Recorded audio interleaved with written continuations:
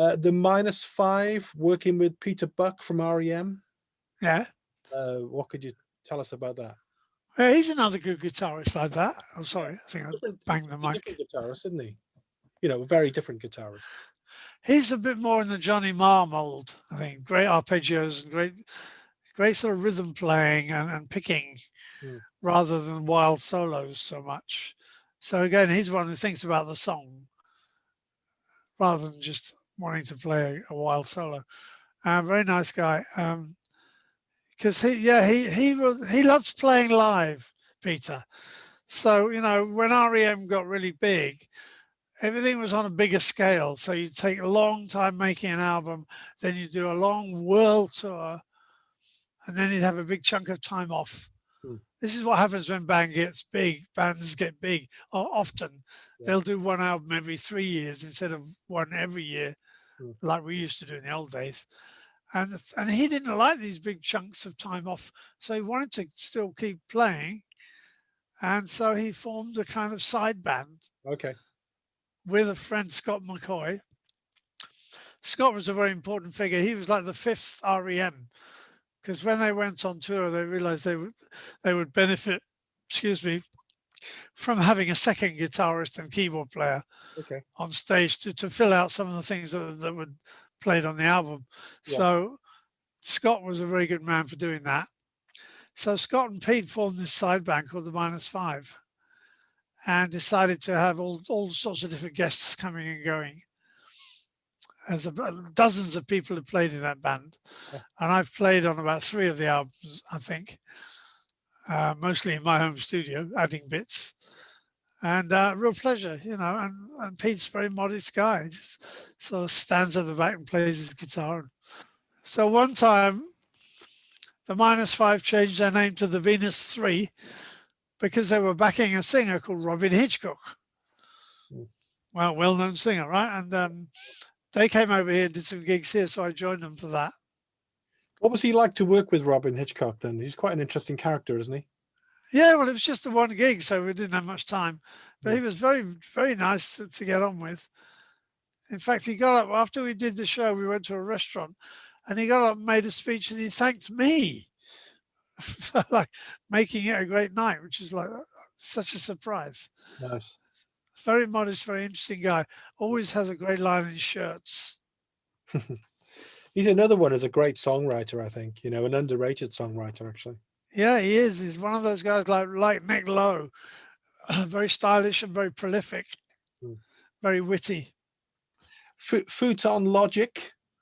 Blimey. You know, what a mix of stuff going on there. I mean, it's just totally eclectic, I think. Well, it was basically 3 musicians, I think. Just me, and there's a Japanese girl playing koto, the plucked string instrument. Okay. And then one of my favorite Japanese singers called Shizuru Otaka has a fantastic voice.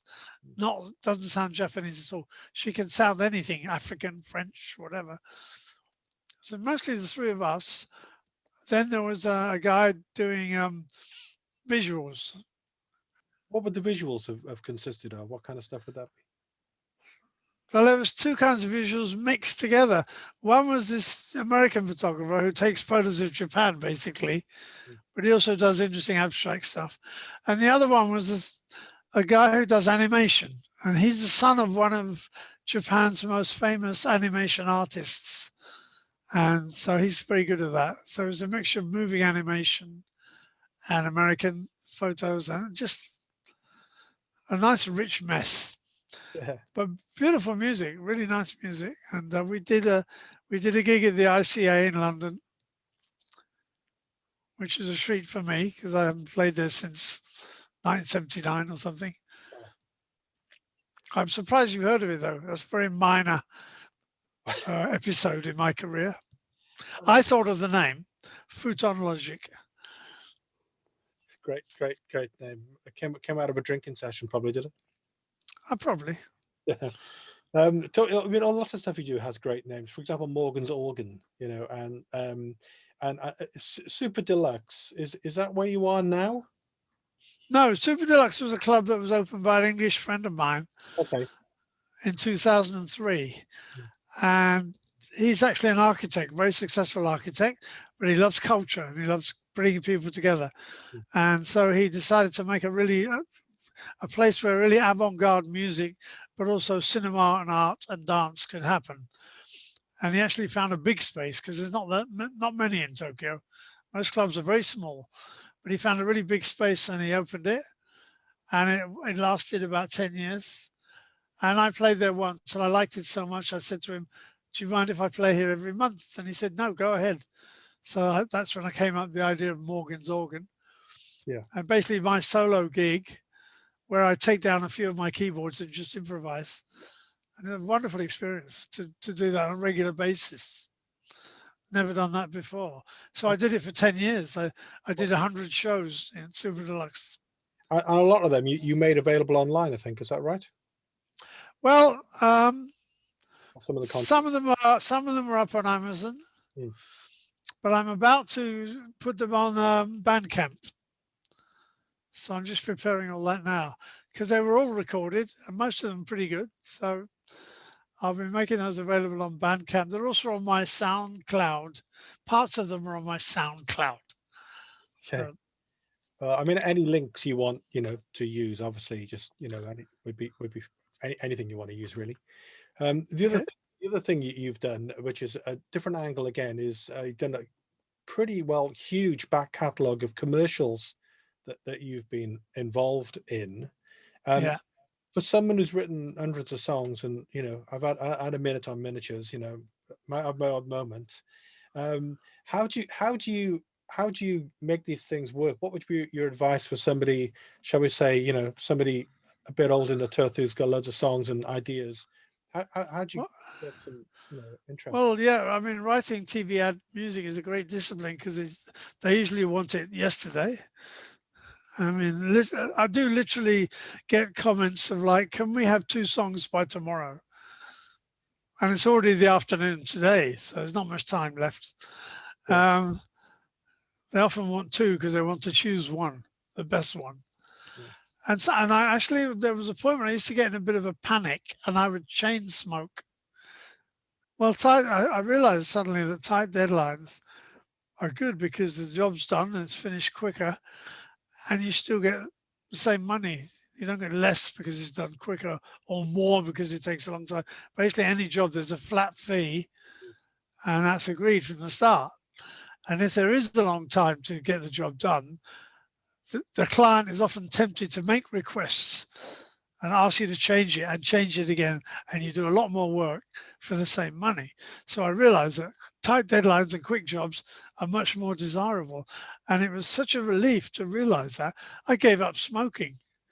I literally stopped. I thought, well, what was all that chain smoking panic about? I love doing tight deadlines, bring them on. But when it comes to composing, what's interesting is that long run of gigs I did at Super Deluxe, where I improvised, was tremendously helpful when it came to composing, because I'm used to just putting my hands on the keyboard and something comes out. And so I got very confident about that with these tight deadlines, that I know that I would come up with something every time. And touch wood, I've never had a disaster yet. So there's something about trusting in that. Yeah.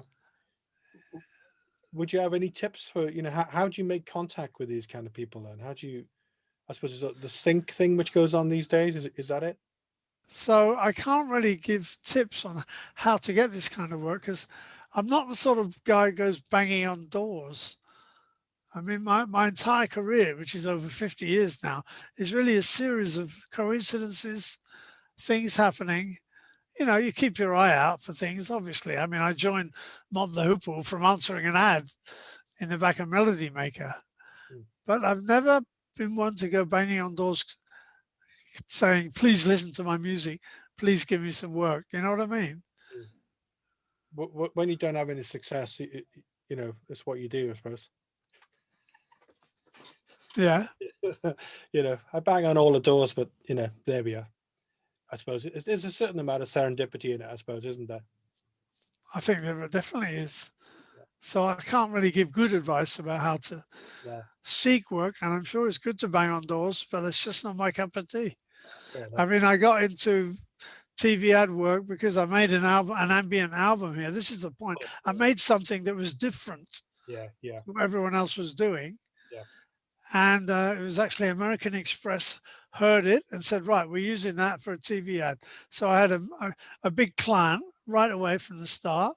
And that just sort of snowballed quite quickly into other people asking me to do it. But the first step in my case was just doing something I like and trying to make it original.